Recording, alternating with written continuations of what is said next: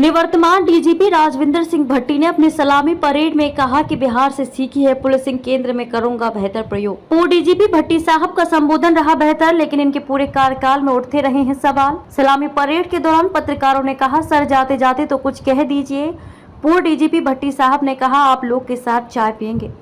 भट्टी साहब, आपने 1 साल 8 महीने 11 दिनों के कार्यकाल में सिर्फ आपके जो मन में आया आपने वही किया और गलत सही को भी जांच नहीं, परखा नहीं। भट्टी साहब, बिहार में 1 साल 8 महीने 11 दिनों के कार्यकाल में आपकी कार्यशैली पर उठते रहे हैं सवाल। बिहार के डीजीपी राजविंदर सिंह भट्टी साहब का विदाई सलामी परेड पूरा हो गया। भट्टी साहब ने पदभार संभालने से लेकर विदाई तक में जितना भी संबोधन दिया, क्या भट्टी साहब उसे कहीं खुद पर लागू किया या नहीं? आपका कार्यकाल की हम प्रशंसा भी कर सकते हैं, लेकिन सिर्फ पुलिस विभाग को प्रमोशन दिया, तबादला भी किया, लेकिन 15 वर्षों में एक ही रेंज में जमे पुलिस कर्मियों का तबादला भट्टी साहब आपने अपने कार्यकाल में नहीं किया, जिस पर सवाल उठते गए। पूरे देश के माननीय प्रधानमंत्री जी, माननीय गृह मंत्री जी और बिहार के मुख्यमंत्री नीतीश कुमार जी और देश की बड़ी बड़ी जांच एजेंसी में कुछ सवाल खड़े करता हूं जो पूरी तरह से सच हैं। इसका जवाब आम जनता चाहती है। जी, बिहार के डीजीपी ने अपने कार्यकाल में कभी भी आम जनता के लिए वह 1 घंटे का समय नहीं निकाल पाए। ऐसे 1990 बैच के आईपीएस पदाधिकारी राजविंदर सिंह भट्टी साहब को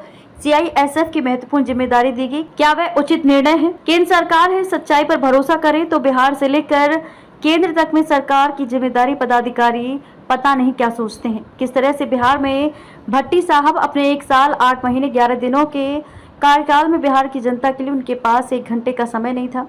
भट्टी साहब के पूरे कार्यकाल के दौरान इनकी कार्यशैली सवालों के घेरे में क्यों रही? इस पर केंद्र सरकार और राज्य सरकार और केंद्रीय जांच एजेंसी को ध्यान देना चाहिए।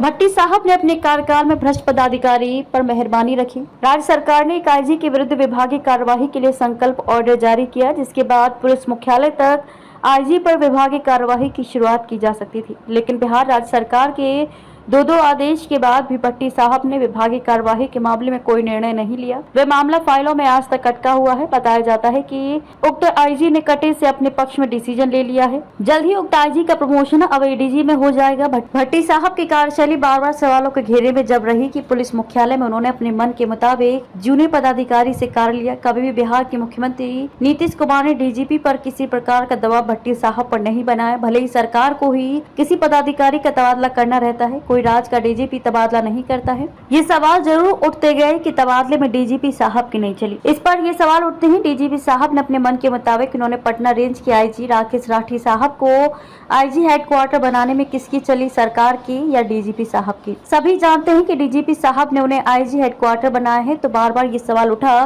कि नहीं, डीजीपी साहब का तबादले में नहीं चली। ये सारी गलत अफवाहें उड़ाई गई। बिहार के मुख्यमंत्री ने कभी भी किसी आईएएस रैंक या आईपीएस रैंक के पदाधिकारी पर कभी कोई दबाव नहीं बनाया। ये सच है, क्योंकि ये सब कुछ बिहार के मुख्यमंत्री नीतीश कुमार की नजर के सामने होता रहा और जो बिहार के मुख्यमंत्री नीतीश कुमार जनता से जनसंवाद हमेशा करते रहे हैं, उनके अधीनस्थ आने वाले उन्हीं के डीजीपी भट्टी साहब ने कभी भी जनता से जनसंवाद नहीं किया। इस पर क्या कहिएगा, क्या सोचिएगा और क्या चिंतन कीजिएगा? उसके बाद भी भट्टी साहब का प्रभाव और पावर इतना है कि उन्होंने केंद्र में अपने मन के मुताबिक एक बड़ा पद ले लिया, जिसे सीआईएसएफ के डीजी पद पर उनकी तैनाती हो गई। पूरे हिंदुस्तान में सभी पदाधिकारी, सभी राजनेता सच जानते हैं, लेकिन सच का सामना कौन करता है? यह सवाल तो उठेगा। बिहार के पूर्व डीजीपी राजविंदर सिंह भट्टी साहब ने कुछ बेहतर तो जरूर किया होगा, इससे हम इनकार नहीं करेंगे, लेकिन जब आम जनता के लिए आपके पास समय नहीं है, तब आम जनता और पीड़ितों का दर्द आप नहीं सुन सकते हैं। ऐसे भी इतने बड़े उच्च पद पर रहते हुए पूर्व डीजीपी साहब ने कभी नहीं सोचा कि जाते जाते पत्रकारों के सवाल का जवाब तो दे दूं। फिर भी केंद्र से लेकर बड़ी बड़ी जांच एजेंसी चुप रही और पूर्व डीजीपी साहब की ईमानदारी के नाम पर उनकी सारी बड़ी से बड़ी लापरवाही को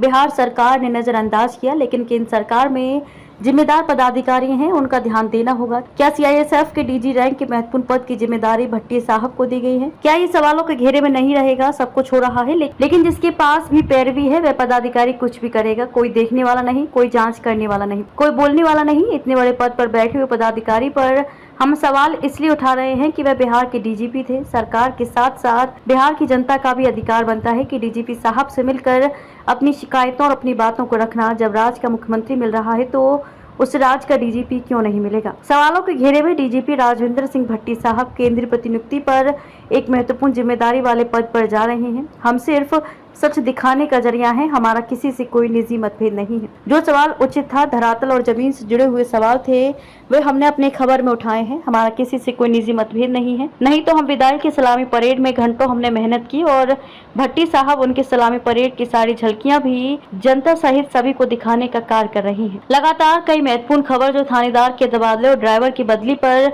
हम उठाएंगे। सवाल जो जिस थाने में थे वो ट्रेनिंग कर लौटे, उन्हें उसी थाने में ड्राइवर के पद पर भेज दिया गया। कई और महत्वपूर्ण सवाल हैं। हमारे दूसरे समाचार में जो चर्चा होती है उस पर भी हम खबर बना देते हैं। सरकार और जिम्मेदार पदाधिकारी को अपने स्तर से जांच करनी चाहिए।